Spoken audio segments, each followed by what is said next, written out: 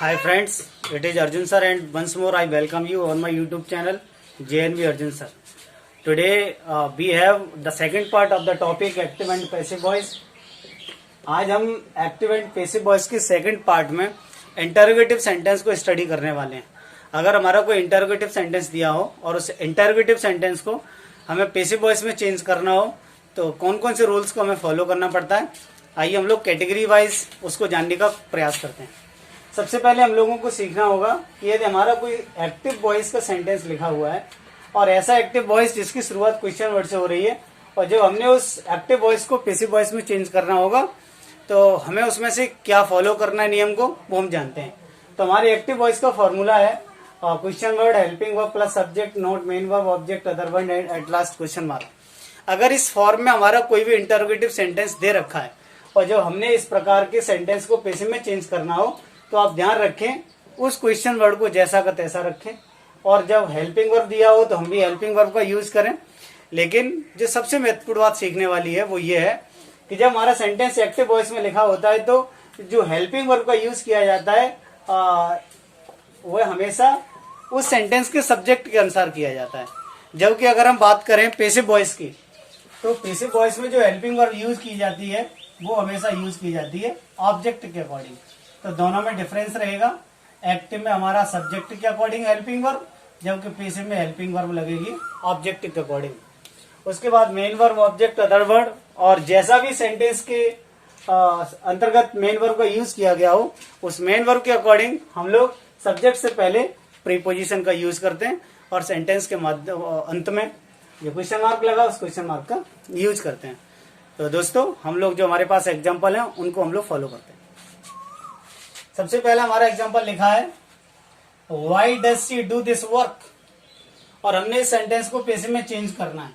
तो सबसे पहले हमको क्वेश्चन वर्ड लिखना पड़ेगा। तो हम लोगों ने क्वेश्चन वर्ड लिखा वाई, हेल्पिंग वर्ब लिखा है डज और does means present indefinite.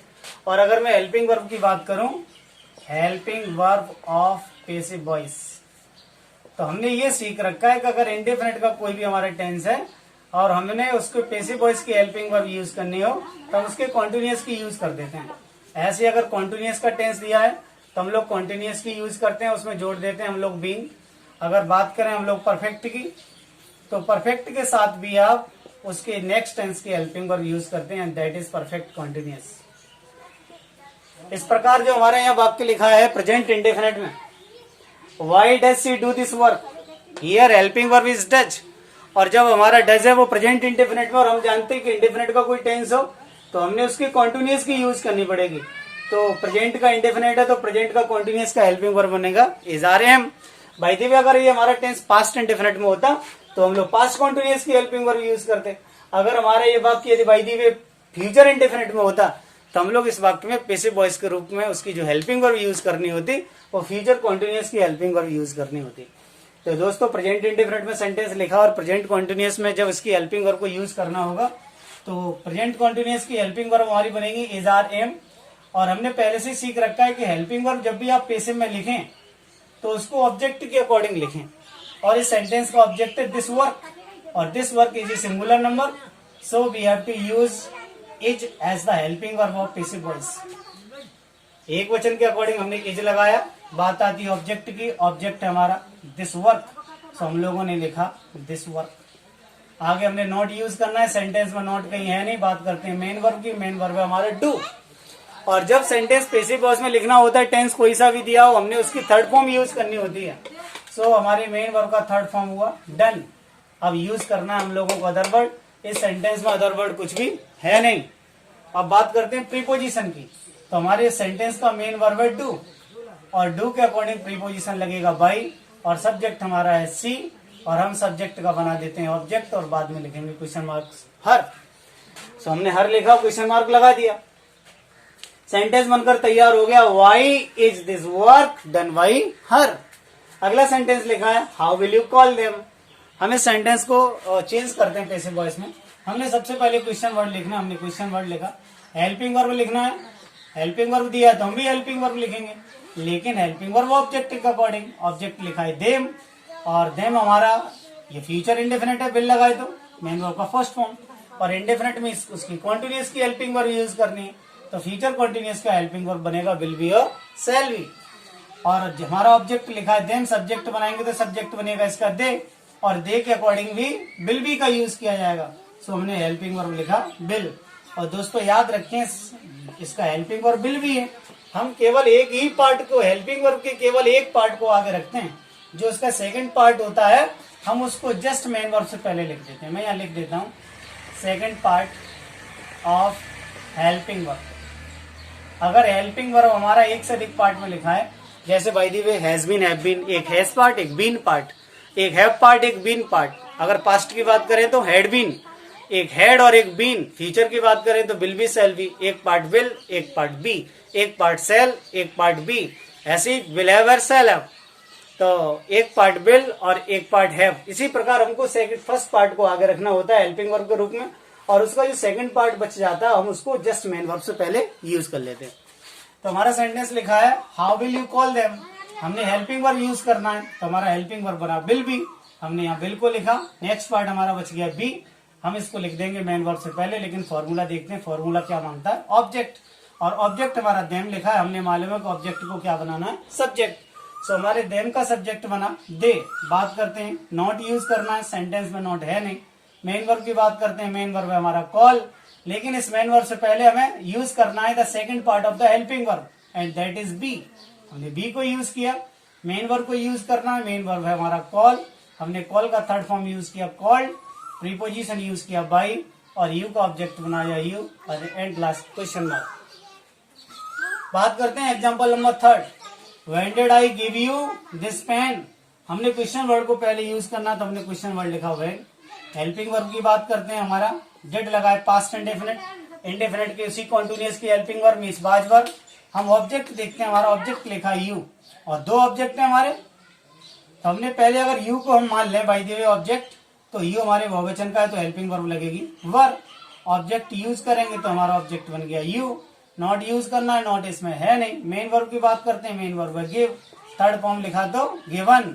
Other word में आ गया हमारा दिस पेन। अब हमारा केवल सब्जेक्ट बचा, उससे पहले हमने लगा लिया बाई और सब्जेक्ट का बना दिया ऑब्जेक्ट मी, और एट लास्ट क्वेश्चन मार्क। अब अगर इस सेंटेंस को बाय द वे हम यू को ऑब्जेक्ट न माने, ये that is object number 1 and that is object number 2। अगर हम by the way this pen को ऑब्जेक्ट मानकर करें तो सेंटेंस क्या बनेगा, सबसे पहले हमको क्वेश्चन वर्ड लिखना, हमने क्वेश्चन वर्ड लिखा।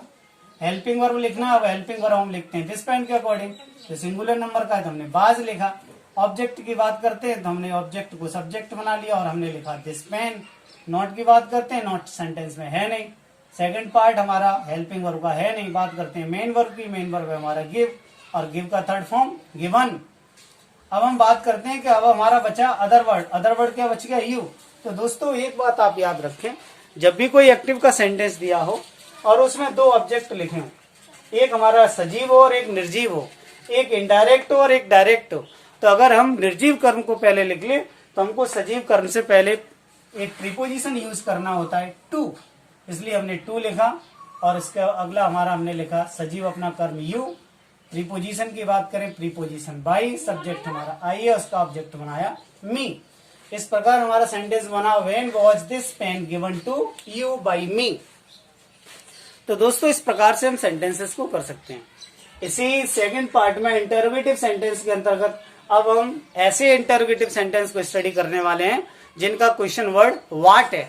तो दोस्तों आप याद रखें, जब भी सेंटेंस कोई हमारा ऐसा इंटरोगेटिव सेंटेंस हो जिसका क्वेश्चन वर्ड व्हाट हो, तो सामान्यतः व्हाट वाले क्वेश्चन वर्ड में कभी भी उस सेंटेंस में शायद संभवतः कभी ऑब्जेक्ट का यूज नहीं होता।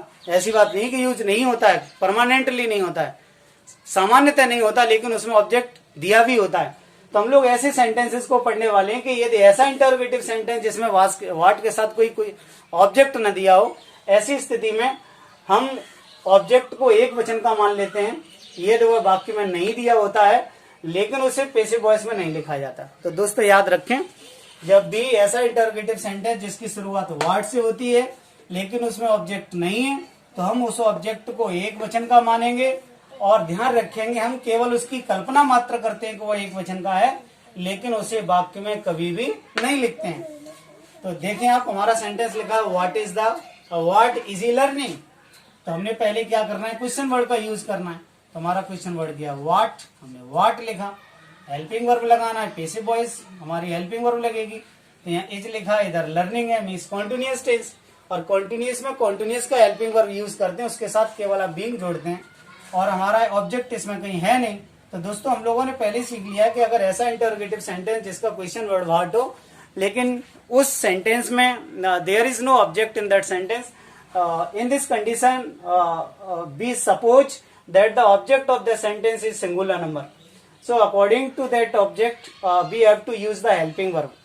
अगर इसमें ऑब्जेक्ट नहीं है तो हम उसकी कल्पना कर लेते हैं, उसको इमेजिन कर लेते हैं कि वो एक वचन का है, और एक वचन के अकॉर्डिंग आप बात करें कॉन्टिन्यूअस का टेंस है, कॉन्टिन्यूअस की हेल्पिंग वर्ब के साथ बीइंग का यूज करना है, तो सिंगुलर नंबर सब्जेक्ट के साथ एक वचन के साथ प्रेजेंट कॉन्टिन्यूअस में आप यूज करेंगे इज बीइंग। तो हमने पहले केवल लिखा इज। हमने पहले से सीख रखा है कि जो मेन वर्ब का सेकंड पार्ट होता है हम उसको, सॉरी हेल्पिंग वर्ब का जो सेकंड पार्ट होता है उसको मेन वर्ब से पहले लिखते हैं, तो हमारा एक पार्ट यहाँ बच गया है और वो हमारा पार्ट है बीइंग। जब हम लोग मेन वर्ब को लिखेंगे तो उससे पहले इसको नोट कर लेंगे।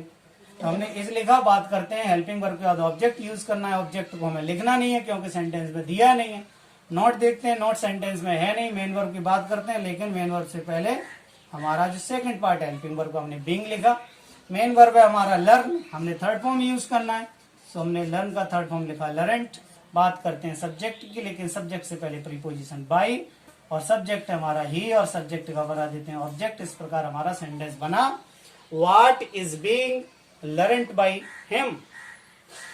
बात करते हैं example number 2, what have you cooked today. So हम लोगों ने सबसे पहले क्वेश्चन वर्ड लिखना है, व्हाट लिखा, ये हमारा हेल्पिंग वर्ब, ये सब्जेक्ट है, ये हमारा मेन वर्ब, ये अदर वर्ड के रूप में यूज करना है, और इस सेंटेंस में कोई भी ऑब्जेक्ट नहीं है, तो हमें उसको एक वचन का मानना है लेकिन उसको लिखना नहीं है। एक वचन के अकॉर्डिंग हेल्पिंग वर्ब बना हैज, क्योंकि हैव हमारा प्रेजेंट परफेक्ट, और हेल्पिंग वर्ब यूज करनी पड़ेगी प्रेजेंट परफेक्ट कॉन्टिन्यूअस का, तो हैज बीन अथवा हैव बीन, तो सिंगुलर नंबर मानना है तो हैज बीन, तो केवल हैज को लिख देते हैं, बाकी को सेकंड पार्ट मेन वर्ब से पहले। तो देखते हैं हमने हेल्पिंग वर्ब लिख लिया है, ऑब्जेक्ट की बात करते हैं, लिखना नहीं है, नोट इसमें है नहीं। बात करते हैं मेन वर्ब की, लेकिन मेन वर्ब से पहले second part, so second part बना हमारा बीन। अगर हम बात करें मेन वर्ब की तो हमारा मेन वर्ब है कुक, और कुक का थर्ड फॉर्म बच्चों होता है कुक्ड। इस प्रकार हमारा केवल सब्जेक्ट बचा यू, और अदर वर्ड की बात करें तो हम इसको बाद में भी यूज कर सकते हैं। तो हमने प्रीपोजिशन लिखा बाय, और हमारा जो सब्जेक्ट लिखा है उसका ऑब्जेक्ट बनाया यू, और हमने टुडे को लिखा बाद में और क्वेश्चन मार्क लगाया। दोस्तों बात करते हैं हम एग्जांपल नंबर 3, सेंटेंस लिखा है what did you give me. ये ऐसा इंटरोगेटिव सेंटेंस व्हाट वाला जिसमें ऑब्जेक्ट भी लिखा है, तो ऑब्जेक्ट लिखा हो तो हमें कोई परेशानी वाली बात ही नहीं। हम लोगों ने पहले लिखा व्हाट, डिड लिखा है मीन्स पास्ट इंडेफिनिट, कॉन्टिन्यूअस का हेल्पिंग वर्ब में बनेगा वाज वर्ब। सब्जेक्ट की बात, ऑब्जेक्ट की बात करें तो हमारा ऑब्जेक्ट है मी, क्योंकि पैसिव वॉइस में जो हेल्पिंग वर्ब यूज करना है वो ऑब्जेक्ट के अकॉर्डिंग करना है। ऑब्जेक्ट का जब सब्जेक्ट आई बनाएंगे, आई एक क्वेश्चन होता है और उसके साथ लिखेंगे बाज। बात करते हैं हम लोग ऑब्जेक्ट की, ऑब्जेक्ट हमारा मी है, उसका सब्जेक्ट बना लिया आई। नोट की बात करते हैं, नोट सेंटेंस में है नहीं। मेन वर्ब की बात करते हैं, मेन वर्ब हमारा गिव, गिव का हमने लिखा गिवन। सब्जेक्ट से पहले प्रीपोजिशन बाय, और एट लास्ट हमने लिखा यू और क्वेश्चन मार्क। सेंटेंस बना what was I given by you. तो दोस्तों इस प्रकार हमने ऐसे इंटरोगेटिव सेंटेंस को स्टडी किया जिसका क्वेश्चन वर्ड व्हाट था। अब हम बात करते हैं ऐसे सेंटेंसेस की जिस सेंटेंस में क्वेश्चन वर्ड के रूप में हु का प्रयोग किया गया हो। तो अब हम लोग हु वाले सेंटेंसेस को स्टडी करने वाले हैं, तो आप सभी लोग कीनली ऑब्जर्व करें और देखते रहें। अब हम बात करते हैं दोस्तों ऐसे इंटरोगेटिव सेंटेंस की जिसका क्वेश्चन वर्ड हु है। तो दोस्तों याद रखें, जिनका क्वेश्चन वर्ड हु हो उसके लिए फॉर्मूला यूज करना है पैसिव वॉइस के लिए। सबसे पहले वर्ब के अकॉर्डिंग प्रीपोजिशन यूज करना है, देन हु का हुम बना देना है, ऑब्जेक्ट के अकॉर्डिंग हेल्पिंग वर्ब लगा देना है, नॉट हो तो not, main verb, other word, और एट लास्ट क्वेश्चन मार्क। तो हमारा पहला सेंटेंस लिखा है who will sing a song. तो दोस्तों इसका मेन वर्ब है सिंग, सिंग के साथ प्रीपोजिशन आता है बाई, और हमने हु का बना दिया हुम। बात आती है हेल्पिंग वर्ब की, हेल्पिंग वर्ब लगती है ऑब्जेक्ट के अकॉर्डिंग। ऑब्जेक्ट हमारा लिखा है ए सॉन्ग, और ये हमारा बिल लिखा है, bill means future indefinite, helping verb बनेगी बिल बी, तो हमने केवल एक लिखा बिल। और दोस्तों हम जानते हैं कि सेकंड पार्ट जो मेन वर्ब का होता है हेल्पिंग वर्ब का, उसको हमेशा मेन वर्ब से पहले ही लिखते हैं। यहाँ पर second part of helping verb, तो हमारा एक पार्ट यहाँ बी बच रखा है, हम जब मेन वर्ब का नंबर आएगा तो उसको लिख लेंगे। तो हम लोगों ने लिखा प्रीपोजिशन प्लस हुम प्लस हेल्पिंग वर्ब, बात आती है ऑब्जेक्ट की, ऑब्जेक्ट लिखा हमने ए सॉन्ग। बात करते हैं नॉट की, नॉट इसमें है नहीं, देन मेन वर्ब, लेकिन मेन वर्ब से पहले सेकंड पार्ट यूज करना है इसका, तो सेकंड पार्ट क्या है बी। बात करते हैं मेन वर्ब की, मेन वर्ब हमारा सिंग, अगर इसके थर्ड फॉर्म की बात करें तो संग, और यही हो जाएगा क्वेश्चन मार्क। दोस्तों एक पॉइंट समझने का प्रयास करें आप लोग कि जो हु वाला सेंटेंस होता है ये सेंटेंस में क्वेश्चन वर्ड का तो काम करता ही है, लेकिन क्वेश्चन वर्ड के साथ साथ इस सेंटेंस का ये सब्जेक्ट भी होता है। इसीलिए हमारी मजबूरी होती है कि इसको हुम को हुम में चेंज करने से पहले हमें प्रीपोजिशन का यूज करना ही पड़ता है, कि हमको पैसिव वॉइस का नियम है कि जब भी उस सेंटेंस का कोई सब्जेक्ट होगा, जब उसको आप पैसिव में लिखेंगे तो सब्जेक्ट से पहले अकॉर्डिंग टू मेन वर्ब हमें किसी न किसी प्रीपोजिशन का प्रयोग करना ही होगा। अब हम बात करते हैं example number 2, who taught you English. हम इसको चेंज करते हैं, तो हमने लिखा सबसे पहले बाई, हु का बनाया हुम, हेल्पिंग वर्ब की बात आती है ऑब्जेक्ट के अकॉर्डिंग, ऑब्जेक्ट है हमारा यू, और यू हमारा ये टेट सेकंड फॉर्म लिखा है, सो पास्ट इंडेफिनिट बनेगा, और पास्ट इंडेफिनिट की हेल्पिंग वर्ब पैसिव वॉइस में बाज वर्ब, और यू के अकॉर्डिंग हेल्पिंग वर्ब बना वर्ब। बात करते हैं हम ऑब्जेक्ट की, तो ऑब्जेक्ट हमारा सब्जेक्ट का हमने बना दिया, सॉरी ऑब्जेक्ट हमारा हो गया यू। अब हम बात करते हैं नोट की, नोट इसमें है नहीं, उसके बाद मेन वर्ब, और मेन वर्ब हो गया हमारा इंग्लिश, सॉरी मेन वर्ब हमारा टीचर, टीच का थर्ड फॉर्म हो जाएगा टॉट, और इसमें अब हमारे अदर वर्ड में आ जाएगा इंग्लिश, और यही हमने लगा दिया क्वेश्चन मार्क। तो सेंटेंस बना बाई हुम वर यू टॉट इंग्लिश। बात करते हैं एग्जांपल नंबर 3, लिखा है who was playing a game. इस सेंटेंस को हम लोग करते हैं दोस्तों, देखते हैं। हमने प्रीपोजिशन लिखा पहले बाई हुम, बात करते हैं हम लोग हेल्पिंग वर्ब की, ऑब्जेक्ट के अकॉर्डिंग हेल्पिंग वर्ब, यहाँ गेम लिखा है, बाज लिखा है, बाज के साथ यहाँ आईएनजी लगी है, तो हेल्पिंग वर्ब बना पैसिव का, बाज अथवा वर्ब के साथ यूज करना पड़ेगा बीइंग। तो हम इसका फर्स्ट वर्ड देखते हैं, एक गेम लिखा है तो बाज का यूज करना पड़ेगा, तो हमने लिखा बाज, इसका सेकंड पार्ट जो बीइंग बच गया उसको मेन वर्ड से पहले लिखेंगे, लेकिन देखते हैं कि ऑब्जेक्ट भी सेंटेंस में ऑब्जेक्ट का नोट भी लिखा है क्या। तो दोस्तों पहले हम ऑब्जेक्ट लिखे, हमने ऑब्जेक्ट लिखा ए गेम। अब नॉट यूज करना है, नॉट सेंटेंस में है नहीं, तो मेन वर्ब का नंबर आ गया, लेकिन मेन वर्ब से पहले लिखना है second part of the helping verb. So helping verb का सेकंड पार्ट क्या है दोस्तों बीइंग, हमने बीइंग लिखा है यहाँ। अब हम बात करते हैं अदर वर्ड की, अदर वर्ड सेंटेंस में है नहीं, तो यही हम लगा दें, सॉरी मेन वर्ब को और लिखना है, मेन वर्ब हमारा प्ले, और हमने प्ले का थर्ड फॉर्म लिखा प्लेड, और एट लास्ट क्वेश्चन मार्क। इस प्रकार हमारा जो फर्स्ट एग्जाम्पल जो लिखा हुआ है, हमारे उस एग्जाम्पल का पैसिव वॉइस बना बाई हुम was a game being played. बात करते हैं एग्जाम्पल नंबर 4, लिखा है हु हेल्प्स द पुअर। तो हमने क्या लिखा, हमने लिखा पहले by home, helping verb use करना द पुअर के according, present indefinite, the poor बहुवचन, उसके अनुसार हेल्पिंग वर्ब हुआ बाज, क्योंकि टेंस हमारा प्रेजेंट इंडेफिनिट में, और इंडेफिनिट में कॉन्टिन्यूस की हेल्पिंग वर्ब जा रहे हो, तो बहुवचन के साथ आर। बात करते हैं हम लोगों ने हेल्पिंग वर्ब का ऑब्जेक्ट लिखना है, ऑब्जेक्ट बना द पुअर। बात करते हैं नॉट की, नॉट सेंटेंस में है नहीं, then main verb, main verb हमारा हेल्प, और हेल्प का हो गया हेल्पेड, और यही हमारा बना क्वेश्चन मार्क। अब दोस्तों हम बात करते हैं ऐसे इंटरोगेटिव सेंटेंस की जिनमें विच के साथ नाउन का यूज किया गया हो। तो दोस्तों याद रखें, विच के साथ जब भी किसी वर्ड मीनिंग का यूज किया जाता है, and that is definitely a noun, तो ध्यान रखना है वो है नाउन। जब विच के साथ यूज किया जाता है तो या तो सेंटेंस का सब्जेक्ट बनता है या बनता है सेंटेंस का ऑब्जेक्ट। तो हम पहले उन सेंटेंसेस को स्टडी करते हैं जो सेंटेंस का सब्जेक्ट बनता हो। तो बात करते हैं यदि विच प्लस नाउन वन के सब्जेक्ट बनता हो, तो सबसे पहले वर्ब के according preposition, then which plus noun, object के according helping verb, not main verb other verb, उसके बाद फुल स्टॉप। एग्जांपल देखें दोस्तों आप लोग, लिखा है which students broke this window. तो सबसे पहले हमने क्या करना है, प्रीपोजिशन यूज करना है, क्योंकि जो हमारा सेंटेंस लिखा है विच स्टूडेंट, ये विच हमारा विच के बाद जो वर्ड मीनिंग स्टूडेंट लिखा है, ये दोनों मिलकर के सेंटेंस का सब्जेक्ट बनाते हैं। और हमने सीख लिया कि जब किसी एक्टिव को पैसिव में चेंज करें आप, तो उस सब्जेक्ट से पहले प्रीपोजिशन का यूज करें। सो आप लोगों ने प्रीपोजिशन बनाया बाई, और उसके बाद आपने लिखा प्रीपोजिशन के बाद विच प्लस नाउन, तो आपने विच लिखा, और नाउन हमारा बना द स्टूडेंट्स। अब हमने क्या करना है, बाई विच स्टूडेंट्स लिखा, उसके बाद हमको हेल्पिंग वर्ब यूज करना है, और हेल्पिंग वर्ब ऑब्जेक्ट के अकॉर्डिंग। ऑब्जेक्ट हमारा लिखा है द विंडो, ये हमारा सेकंड फॉर्म लगता है पास्ट इंडेफिनिट में, और पास्ट इंडेफिनिट की हेल्पिंग वर्ब बनेगी बाज अथवा वर। ऑब्जेक्ट हमारा एक वचन का, इसलिए हमने बाज लिखा। ऑब्जेक्ट के बाद हमको हेल्पिंग वर्ब के बाद ऑब्जेक्ट लिखना है। ऑब्जेक्ट हमारा यहाँ इस सेंटेंस में द विंडो, तो हम लोगों ने लिखा द विंडो। अब हम बात करते हैं नॉट की। नॉट सेंटेंस में है नहीं, then main verb. Main verb है हमारा ब्रोक, और हमने पैसिव वॉइस में यूज करना पड़ता है थर्ड फॉर्म। सो ब्रोक का थर्ड फॉर्म बना ब्रोकन। इस प्रकार सेंटेंस बना बाई विच स्टूडेंट्स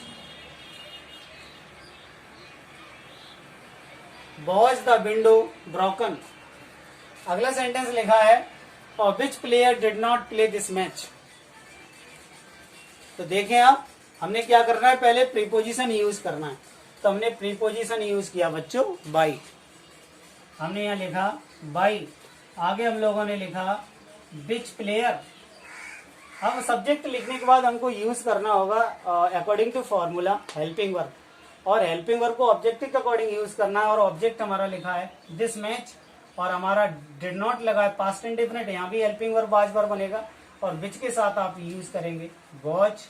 और हेल्पिंग वर्ब के बाद दोस्तों यूज करना है हमको ऑब्जेक्ट। ऑब्जेक्ट हमने लिखा दिस मैच। बात करते हैं ऑब्जेक्ट के बाद आपको यूज करना है नॉट, और नॉट इस सेंटेंस में दिया है, तो हमने लिखा नॉट। नॉट के बाद दोस्तों यूज करना है मेन वर्ब। मेन वर्ब इसका प्ले, और हमने प्ले का थर्ड फॉर्म बनाया प्लेड। अदर वर्ड इस सेंटेंस में है नहीं, इसलिए यही क्वेश्चन मार्क। इस प्रकार हमारा एग्जाम्पल बना why which player was this match not played. और देखते हैं एग्जाम्पल नंबर थर्ड। लिखा है which animal killed the goat. किस जानवर ने बकरी को मार डाला। तो हमने सब्जेक्ट से पहले यूज किया बाई विच एनिमल। अब हमें हेल्पिंग वर्ब यूज करना है, वो भी ऑब्जेक्ट के अकॉर्डिंग। हेल्पिंग हमारा ऑब्जेक्ट लिखा है the God, killed is the second form past indefinite. Helping verb बना बाज, क्योंकि गॉड सिंगुलर नंबर। उसके बाद हमने ऑब्जेक्ट लिखा द गॉड, और मेन वर्ब हमारा किल, उसका थर्ड फॉर्म हमने लिखा किल्ड, और ये बनाया क्वेश्चन मार्क। इस प्रकार हमारा सेंटेंस बना by which animal was the God killed. Next sentence लिखा हुआ है विच मैन इंसल्टेड देम। तो हमने क्या करना है, सबसे पहले प्रीपोजिशन यूज करना बाई, उसके बाद हम लोगों ने सब्जेक्ट लिखा विच मैन। हमने यूज करना होगा हेल्पिंग वर्ब, एक बार फिर पास्ट इंडेफिनिट। हम लोगों ने हेल्पिंग वर्ब लिखा वर्ब, क्योंकि जब हमने इस ऑब्जेक्ट का सब्जेक्ट बनाना होगा तो that will be they and they is the plural number, और according to plural number we have to use verb. Then subject की बात करें तो ऑब्जेक्ट का सब्जेक्ट बनाया दे। मेन वर्ब हमारा लिखा है इंसल्टेड, हमने उसका थर्ड फॉर्म लिखा, तो हमारा बना इंसल्टेड और क्वेश्चन मार्क। इस प्रकार सेंटेंस बना by which man were they insulted. अब हम बात करते हैं विच प्लस नाउन के ऐसे सेंटेंसेस की जो सेंटेंस का सब्जेक्ट ना बनकर उस सेंटेंस का ऑब्जेक्ट बन जाते हैं। तो दोस्तों ध्यान रखना है, हमारे पास फॉर्मूला दिया which plus noun plus helping verb not main verb, object और सब्जेक्ट से पहले प्रीपोजिशन यूज करना है और क्वेश्चन मार्क। जिस प्रकार सामान्य क्वेश्चन वर्ड और इंटरोगेटिव सेंटेंस यूज किए जाते हैं वैसे इसको भी यूज करना है। तो लिखा है विच वॉच डिड सी बाई। तो हम लोगों ने पहले क्या करना है, विच नाउन को लिखना है। तो हम लोगों ने लिखा विच नाउन। नाउन हमारा क्या दिया है, वॉच। दोस्तों याद रखना, हम इससे पहले हम लोग यहाँ पर प्रीपोजिशन का यूज कर रहे थे अभी, लेकिन यहाँ बाई क्यों नहीं लगा रहे हैं, क्योंकि जो हमारा ये सेंटेंस है विच वॉच, ये सेंटेंस में सब्जेक्ट की बजाय ऑब्जेक्ट का काम कर रहा है, क्योंकि सेंटेंस का सब्जेक्ट क्या है, सी। हमें इस बात का विशेष ध्यान रखना है। तो हम लोगों ने लिखा विच वॉच, आगे हम लोगों को हेल्पिंग वर्ब यूज करना है, और हेल्पिंग वर्ब को यूज करते हैं आप ऑब्जेक्ट के अकॉर्डिंग, और ऑब्जेक्ट ऑलरेडी हमारा विच वॉच है। वॉच एक वचन का है क्योंकि वॉचेस तो है नहीं, अगर ईएस जुड़ा होता तो बहुवचन का होता। डेड लगा है पास्ट इंडेफिनिट, इसलिए एक वचन के साथ लगेगा बाज। नोट की बात करते हैं, नोट इस सेंटेंस में है नहीं। मेन वर्ब की बात करते हैं, मेन वर्ब हमारा बाई, और मेन वर्ब की थर्ड फॉर्म हमने लिखा बॉट। अब हमको यूज करना पड़ेगा अदर वर्ड इस सेंटेंस में कहीं है नहीं, इसलिए हमको केवल लिखना है प्रीपोजिशन बाई, और हमारा सब्जेक्ट है सी, और सब्जेक्ट का बना देंगे ऑब्जेक्ट, वो बनेगा हर। इस प्रकार सेंटेंस बना which watch was bought by her. लिखा है example number next, which pen watch he using in exam. तो सबसे पहले हमने क्या करना है, ये हमारे सेंटेंस का ऑब्जेक्ट है, हेल्पिंग वर्ब, ये सब्जेक्ट लिखा, ये मेन वर्ब है, और ये हमारा अदर वर्ड। तो सबसे पहले हम लोगों ने लिखा अपना क्वेश्चन वर्ड विच पेन। ये क्वेश्चन वर्ड होने के साथ साथ सेंटेंस में ऑब्जेक्ट का भी काम कर रहा है। तो हम लोगों ने विच पेन लिखा, ये हमारे ऑब्जेक्ट बना। बाद के साथ आप यूज कर रहे हैं यहाँ पर आईएनजी स्मिट पास्ट कॉन्टिन्यूअस, और पेन्स तो है नहीं जो बहुवचन का है, तो यही हमारा जब ऑब्जेक्ट है, और ऑब्जेक्टिव के अकॉर्डिंग हेल्पिंग वर्ब लगना है। तो हेल्पिंग वर्ब बना वॉज बीइंग। मेन वर्ब हमारा यूज है, तो हमने उसका थर्ड फॉर्म लिखा यूज्ड।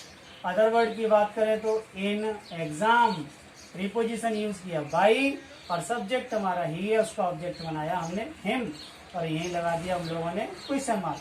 तो सेंटेंस बना which pen was being used in the exam by him. अब दोस्तों हम बात करते हैं एग्जाम्पल नंबर लास्ट, और which game have you played. तो हमने सबसे पहले लिखना है, जब ये हमारे ऑब्जेक्ट, ये हेल्पिंग वर्ब, ये सब्जेक्ट और ये प्लेड। अगर आपके दिमाग में ये विचार आता हो कि ये कैसे पहचानते कि ये सब्जेक्ट है ऑब्जेक्ट है, तो दोस्तों हमें देख लेना चाहिए कि सेंटेंस जो लिखा है, अगर उसमें हेल्पिंग वर्ब के बाद अगर कोई सब्जेक्ट लिखा है तो निश्चित रूप से विच प्लस नाउन हमारा ऑब्जेक्ट बन जाएगा। अगर यहाँ हम देखें, हम लोगों ने देखा विच प्लस गेम के बाद जो कोई इसमें हेल्पिंग वर्ब दी नहीं थी कई बार। अगर एक सेंटेंस में दो प्रकार के सब्जेक्ट तो हो नहीं सकते, तो आप उसको आसानी से कैलकुलेट कर सकते हैं। तो हम लोगों ने यहाँ पर लिखा विच गेम। अब हमारा हैव लिखा है मीन्स प्रेजेंट परफेक्ट, और विच हमारा विच गेम एक वचन, क्योंकि गेम्स तो है नहीं, इसलिए हेल्पिंग वर्ब बना हैज बीन। बात करें अगर आप लोग, हेल्पिंग वर्ब लगा दिया, नोट का नंबर, नोट इसमें कहीं है नहीं। बात करते हैं मेन वर्ब की, मेन वर्ब हमारा प्लेट, तो हमने लिखा यहाँ प्लेट। बात करते हैं अदर वर्ड, सेंटेंस में है नहीं, प्रीपोजिशन लगा बाई, और अंत में हम लोगों का सब्जेक्ट है यू, उसका ऑब्जेक्ट बना दिया यू, और एट लास्ट क्वेश्चन मार्क। इस प्रकार हमारा सेंटेंस बना which game has been played by you. तो दोस्तों मुझे पूरा विश्वास है आप लोग भली भांति इस चीज को समझ गए होंगे, और फिर भी अगर किसी प्रकार की कोई समस्या है तो आप कमेंट बॉक्स में जाएं और कमेंट लिखें, अपनी समस्या को लिखें, ताकि मैं आपकी समस्या का समाधान कर सकूं। तो दोस्तों मैं आपको बताना चाहूँगा कि जो भी इसका नेक्स्ट टॉपिक है, जो भी हमारा इंपरेटिव सेंटेंस रहेगा वो एक्टिव से पैसिव में चेंज करने के लिए, वो आपको अगले वीडियो में देखने के लिए मिल जाएगा। तो जो भी लोग आज इस चैनल पर पहली बार आए हैं, प्लीज़ हमारे चैनल को सब्सक्राइब करें, लाइक करें और शेयर करें। Thank you, bye bye.